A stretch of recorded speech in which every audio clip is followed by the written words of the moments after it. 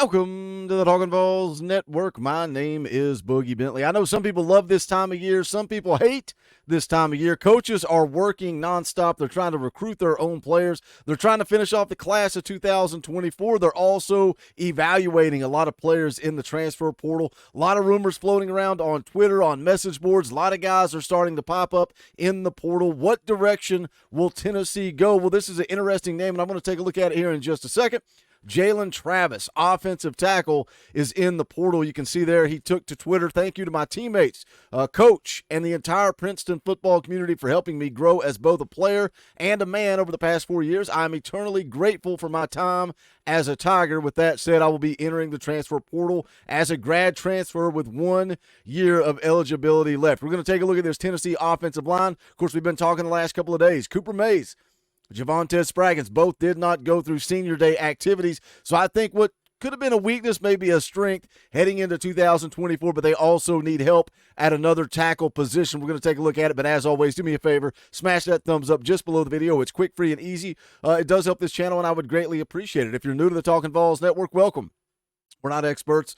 We're not insiders. We're not media. We don't talk at you here. We talk with you. This channel is for the fans, by the fans. If you like the content, make sure you subscribe. Click that bell for notifications. You're not going to miss out when we go live or when we drop a video. Going to be live later tonight, 7 p.m. Eastern time. We're going to be talking about a recap of the 2023 season, the direction of this football team. Maybe we'll talk a little transfer portal. But I know Tennessee basketball also plays at 7:15. So come hang out. Turn the game on your TV. Turn us on your cell phone, and we'll turn it into a semi-watch party talking all things Tennessee. But that's tonight, 7 p.m. Eastern time. Don't forget, tight end prospect Roger Saliaponga going to be making his decision on Friday. We're going to go live at 7:30 p.m. Eastern time. Take you all the way up to that decision. He will choose probably between Oregon and Tennessee. But let's get into it. Let's take a look at this article from A to Z Sports. Intriguing player enters NCAA transfer portal that Tennessee should immediately pursue. Now, I know what some of you guys are going to say.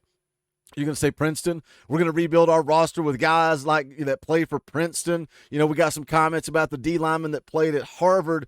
Let's look at McCallan Castles and the way that he was able to come in from UC Davis and contribute to this football team. And I was the same way. I was one of you guys. When McCallan Castles showed up at Tennessee, I said, okay, I know nothing about this guy. He played at UC Davis. Is he going to be able to contribute here? He was. He did. And I think you can go in and get some of these guys that have a year of eligibility left, and you can kind of fill some voids on your football team. We're going to talk about this offensive line and why they should look to pursue Jalen Travis here in just a second. But let's scroll down and take a look at the article from our good friend Zach Reagan over at A to Z Sports. Said if there's one area where the Tennessee Vols could use some help from the NCAA portal, it's the offensive line. He says for now there's a lot of uncertainty at several offensive line positions.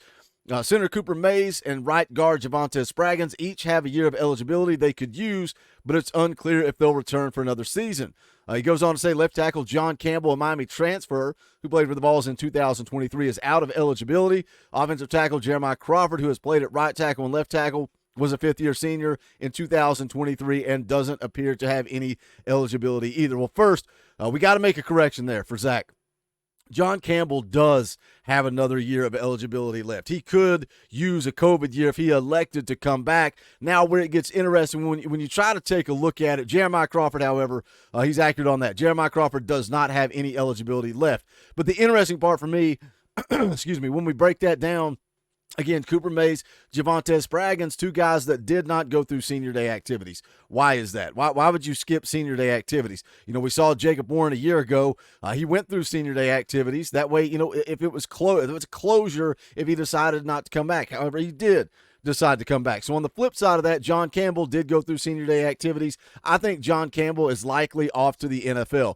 Pretty high percentages when you look at what guys like Austin Price, Brent Hubbs over at VolQuest are saying about Cooper Mays and Javonte Spraggins. Seems highly likely that they are going to be coming back. So what does your offensive line look like going into next year if that's the case? If Cooper Mays comes back, if Javonte Spraggins comes back, does Gerald Mincey come back?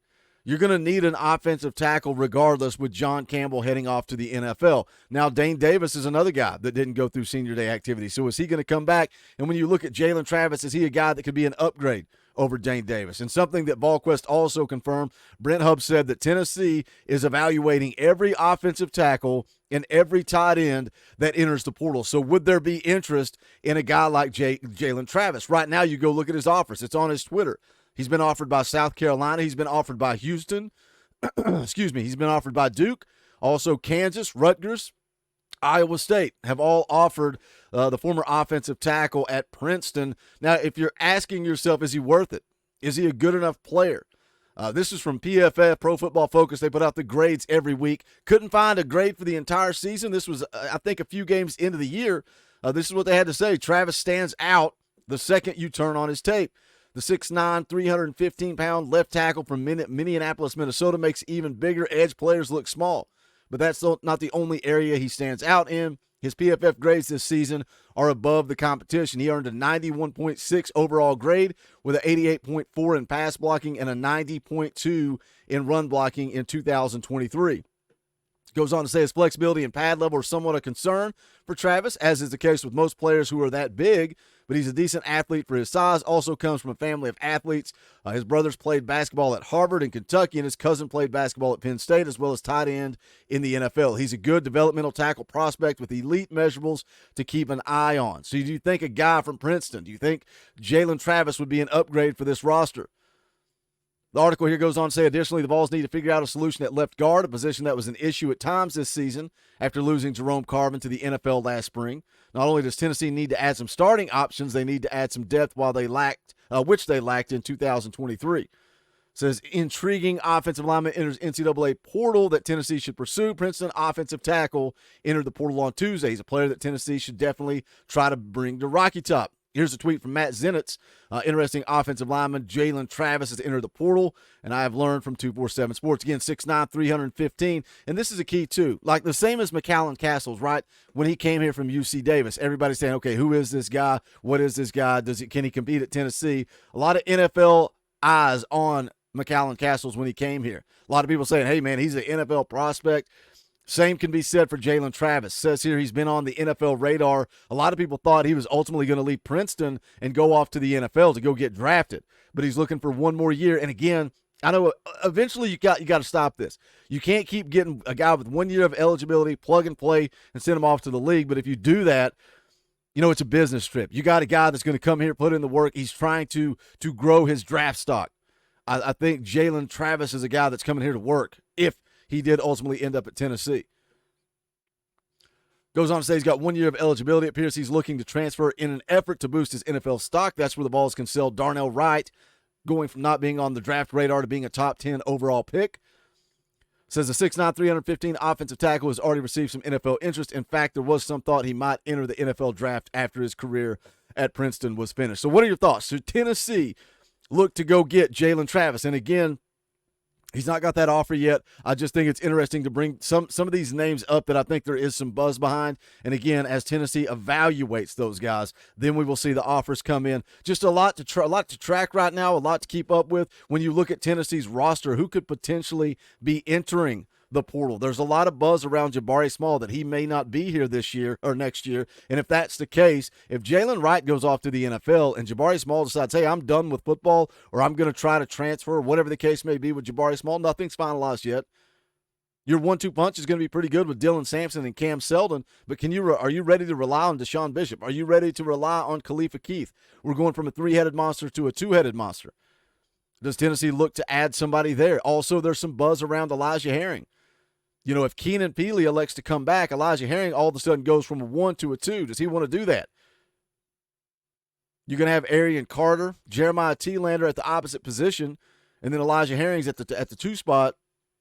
Do you look to add a linebacker at that point? A lot of it is going to depend on how Josh Heupel closes, what this roster looks like after the exodus, after the guys that are on their way out the door. Lot to keep up with. What do you guys think? Would you look to add Jalen Travis? Pretty good PFF grades. I know the level of competition is different, but Tennessee needs some help at that tackle position. As always, guys, do me a favor and smash the thumbs up on the way out the door. Go check out the merchandise, bonfire.com/store/Talkin VAWLS. That link is in the description below. Join us tonight at 7 p.m. Eastern Time. I know the basketball game is going to be going on. Turn that on the TV. Turn us on the cell phone. Let's talk some Tennessee football tonight. But that is going to do it for this one. This is the Talkin VAWLS Network. My name is Boogie Bentley. Go Big Orange.